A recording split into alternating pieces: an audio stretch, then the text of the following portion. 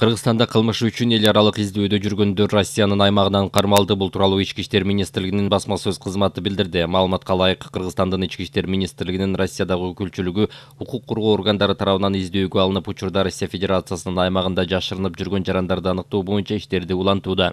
Ички иштер органдары жарандардын укуктарын жана мыйзамдуу кызыкчылыктарын коргоого, жасаган кылмышы үчүн жоопкерчиликке тартылуусун камсыздоого багытталган иштерди жүргүзүүдө.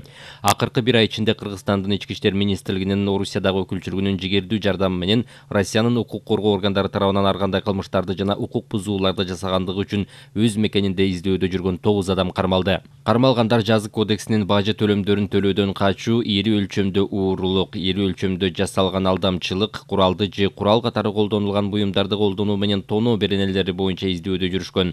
Аталган фактылар боюнча бардык кармалган адамдарды өз мекенинде жасаган иштери үчүн кылмыш жоопкерчилигине тартууга багытталган тиешелүү иштер жүргүзүлүүдө.